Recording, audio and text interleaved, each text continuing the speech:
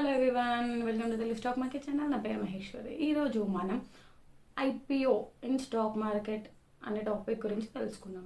So IPO అంటే initial public offering అనేది ఒక పబ్లిక్ ఇన్వెస్టర్స్ నుండి ఈక్విటీ క్యాపిటల్ను రైజ్ చేయడానికి ప్రైవేట్ కంపెనీలను తమ షేర్స్ను ఇన్వెస్టర్స్కు సెల్ చేసే ప్రాసెస్ని చూపిస్తుంది.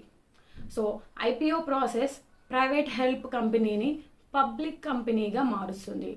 సో ఈ ప్రాసెస్ స్మార్ట్ ఇన్వెస్టర్స్ తమ ఇన్వెస్ట్మెంట్స్పై హ్యాండ్సమ్ రిటర్న్స్ను పొందే ఆపర్చునిటీని క్రియేట్ చేస్తుంది. సో మీరు ఇన్ఫార్మ్డ్ ఇన్వెస్టర్ అయితే ఐపీఓలలో ఇన్వెస్ట్మెంట్ పెట్టడం అనేది ఒక స్మార్ట్ మూవ్ అవుతుంది. కానీ ప్రతి ఒక్క కొత్త ఐపీఓ అనేది ఒక గ్రేట్ ఆపర్చునిటీ కాదు. సో బెనిఫిట్స్ అండ్ రిస్క్తో ఒకదానితో ఒకటి కలిసిపోతాయి. సో మీరు బ్యాండ్ వ్యాగన్లో చేరడానికి ముందు బేసిక్స్ను అర్థం చేసుకోవడం ఇంపార్టెంట్.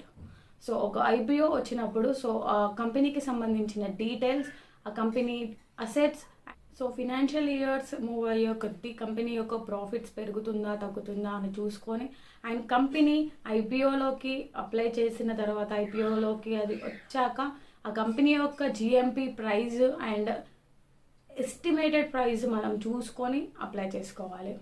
అండ్ ఇందులో మెయిన్ మనం ఏంటంటే ఐపీఓ అప్లై చేసే ముందు ఐపీఓ యొక్క ఇష్యూ సైజ్ మనం చూసుకోవాలి.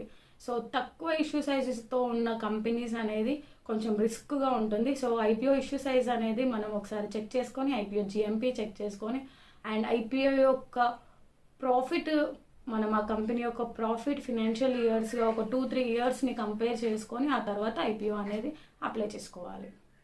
మీరు ఒకవేళ ట్రేడింగ్కి కానీ ఇన్వెస్ట్మెంట్కి కానీ డిమాట్ అకౌంట్ ఓపెన్ చేసుకోవాలి అని కూడా కింద డిస్క్రిప్షన్లో ఒక లింక్ ఇవ్వబడింది. సో ఆ లింక్ ద్వారా మీరు డిమాట్ అకౌంట్ ఓపెన్ చేసుకోవచ్చు. వీడియో కనుక నచ్చినట్టయితే లైక్ చేయండి, మరి షేర్ చేయండి. మరిన్ని వివరాల కోసం మా ఛానల్ సబ్స్క్రైబ్ చేసుకోండి. Thanks for watching video.